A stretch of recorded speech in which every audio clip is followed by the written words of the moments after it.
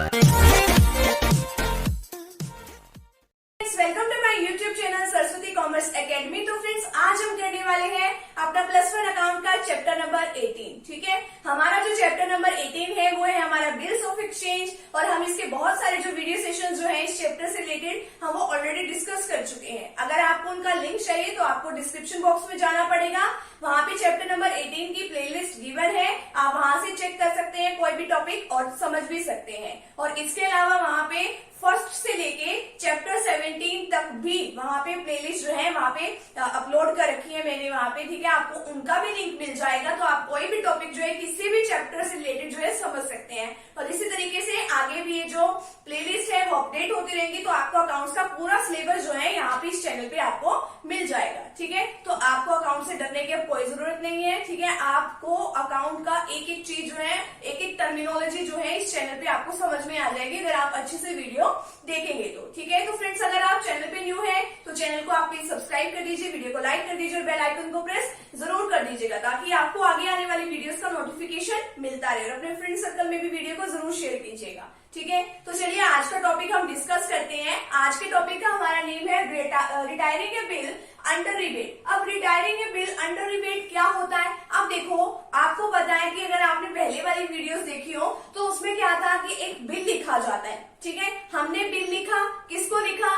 उस बायर को लिखा जिसने हमसे कोई ना कोई सामान जो है क्रेडिट पे परचेज किया है, हमने उसको बिल लिख दिया। ठीक है, या फिर हमने किसी से पैसे लेने हैं, हमने उसके नेम पे बिल लिख दिया, और उस बिल को उसने जो है, जो हमारा ड्रॉई है जिसके नाम पे बिल लिखा गया है, उसने एक्सेप्ट कर लिया वो। ठीक है, अब एक्सेप्ट कर लिया कि मैं आपको इतने दिनों के बाद पेमेंट कर दूंगा उस डेट में, यानी कि उस बिल के अंदर वो एक डॉक्यूमेंट होता है, तो उसके अंदर सारी बातें लिखी होती है कि किस डेट को हमने पेमेंट करनी है, कितनी पेमेंट करनी है। मान लो उसमें लिखा था कि 3 मंथ्स के बाद हमें पेमेंट करनी है। ठीक है, बट अब देखो, जो हमारा ड्रॉई है, ड्रॉअर कौन होता है? जो कि उस बिल को बनाता है। ठीक है, यानी कि जिसने किसी से पैसे लेने होते हैं। और ड्रॉई कौन होता है? जिसने मतलब कि किसी से पैसे लिए हुए हैं। ठीक है, अब मान लो वो जो ड्रॉई है ना, जिसने पैसे देने हैं, उसने 3 महीने से पहले ही पेमेंट कर दी। 3 महीने से पहले, मान लो उसने 2 महीने मतलब 2 महीने ही पूरे हुए थे, 3 महीने नहीं हुए थे, यानी कि 2 महीने के बाद उसने पेमेंट कर दी,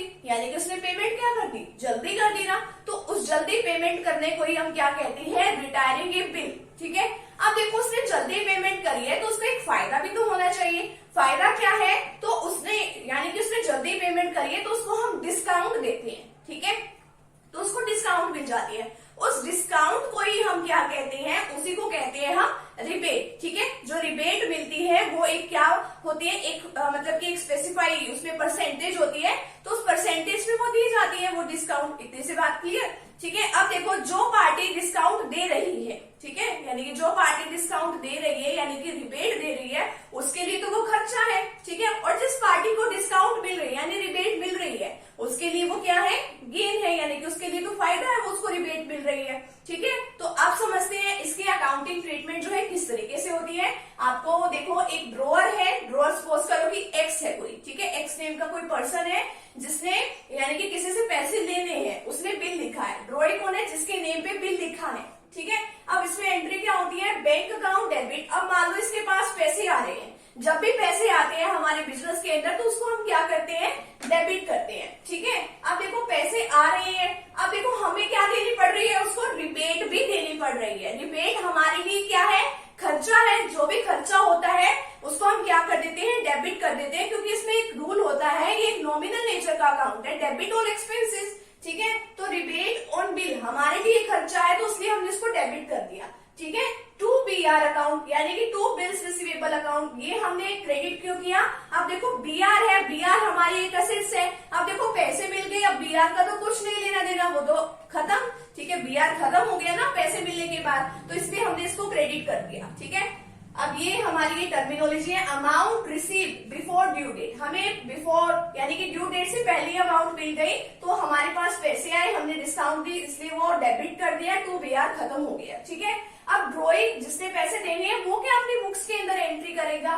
बीपी अकाउंट डेबिट। बीपी का मतलब होता है बिल्स पेबल। ठीक है, बिल्स पेबल, ये तो उसके लिए लाइबिलिटी है, लाइबिलिटी है ना उसके लिए। तो अब देखो, वो पैसे देगा टू बैंक अकाउंट। जब भी किसी के पास से पैसे जाते हैं तो वो क्या करता है, बैंक को या कैश को क्रेडिट करता है, ठीक है, क्रेडिट वर्ड्स गोज अप। अब उसको डिस्काउंट मिल रही है, जब भी किसी को डिस्काउंट मिलती है उसके लिए फायदा होता है, तो हम उसको क्या करते हैं, क्रेडिट करते हैं to rebate on bill account, ठीक है। अमाउंट पे कर रहे हैं हम बिफोर ड्यू डेट और हमें क्या मिल रही है, एक रिबेट मिल रही है। अब ये हमने पैसे किसको दिए हैं, यानी कि किसके लिए दिए हैं, बिल्स पेबल की वजह से हमने ये पेमेंट जो है की है, ठीक है।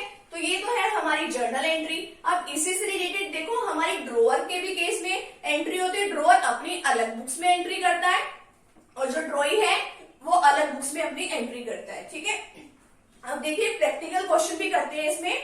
On 1 July 2016 Chander sold goods to Dinesh. Chander ने दिनेश को, यानी कि सी मान लो इसको, इसने क्या किया, दिनेश को गुड्स सोल्ड करी है, बेच दिए हैं ऑफ द लिस्ट प्राइस। अब देखो लिस्ट प्राइस होता है उसके ऊपर कुछ, ठीक है, ₹50,000 का था, मतलब कोई सामान, ठीक है, एट 20% ट्रेड डिस्काउंट। अगर आपने ट्रेड डिस्काउंट वाला चैप्टर अगर आपने किया हो, आई थिंक ये 9th चैप्टर में हमने किया था, ट्रेड डिस्काउंट और कैश डिस्काउंट। ट्रेड डिस्काउंट का क्या मतलब होता है, हम लिस्ट प्राइस पे अगर कोई इतने क्वांटिटी का कोई सामान खरीदेगा तो उसको क्या मिलेगी, ट्रेड डिस्काउंट मिलेगी इतने रुपए की या इतने परसेंटेज पे हम उसको देते हैं वो ट्रेड डिस्काउंट, ठीक है। अब वो ट्रेड डिस्काउंट जब मिलती है ना, हम उसके बुक्स में अलग से कोई डिस्काउंट की एंट्री नहीं करते, वो सीधे ही अमाउंट में से लेस कर देते हैं, ठीक है।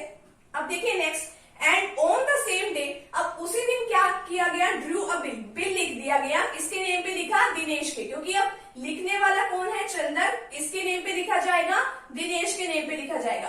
For the amount due payable, कितने दिनों के बाद ड्यू होगा, वो 3 मंथ्स के बाद ड्यू है, ठीक है। अब Dinesh accepted the bill, Dinesh ने भी इसको एक्सेप्ट कर दिया, ठीक है। पेमेंट यानी कि अब इसकी कब होनी थी, 4, अब देखो पेमेंट इसकी कब कर दी उसने, 4 सितंबर को ही कर दी। अब ये तो 4 अक्टूबर को पेमेंट होनी थी ना।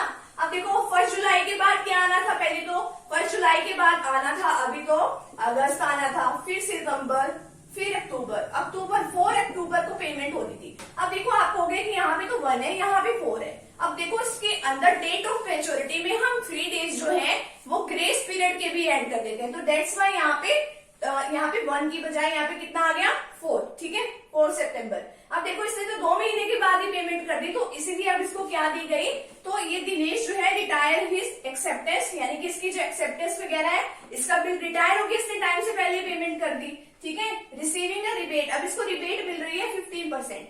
अब ये नहीं है कि ये दोनों रिबेट आपस में मिक्स नहीं करनी, पहले तो आपको ये वाली रिबेट जो है, ट्रेड डिस्काउंट जो है, ये वाली लगानी है, ठीक है। तो ये डिस्काउंट किस तरीके से लगाओगे आप, 50,000 मल्टीप्लाई 20 डिवाइड बाई 100, कितनी आई है, 10,000 आई। अब देखो 50,000 में से आपको क्या करना है, 10,000 को लेस कर देना है, तो कितना आ जाएगा, 40,000, ठीक है। ये आ जाएगी। पहले तो आपको जर्नल बनाना पड़ेगा, किसका, चंदर का, यानी कि चंदर कौन है आपका, ड्रॉअर, या फिर आपको सी भी लेट कर सकते हो, ठीक है। अब देखिए फर्स्ट एंट्री आप इसमें क्या करोगे, आपने दिनेश को गुड सेल करी है, कितनी जुलाई को आपने गुड सेल करी है, 2016 1 जुलाई, ठीक है। अब जब भी आप किसी को क्रेडिट पे कोई भी सामान सेल करते हो तो आपको क्या एंट्री करते हो, डेबिट द रिसीवर, ठीक है। तो डेबिट द रिसीवर, रिसीवर कौन है, किसको गुड्स मिल रही है, दिनेश को, दिनेश के अकाउंट को आप डेबिट कर दो और आपकी बिजनेस से क्या जा रही है, यानी कि आप सेल कर रहे हो तो टू सेल्स अकाउंट, ठीक है। अगर आप कैश पे सेल करते, कैश टू सेल्स अकाउंट, तो बिल्स इस चैप्टर का कोई लेना देना ही नहीं था अगर आप कैश में सेल कर देते। तो दिनेश टू सेल्स अकाउंट, अब यहाँ पे आप 50,000 नहीं लिखोगे, ट्रेड डिस्काउंट लेस करके लिखोगे। ट्रेड डिस्काउंट आपने खरीदते टाइम, जब आपने कोई सामान खरीदा है तो उस टाइम आपको मिलती है, तो कितने लिखोगे यहाँ पे, 40,000। 50,000 में से 10,000 को लेस करके लिखना है 40,000, ठीक है।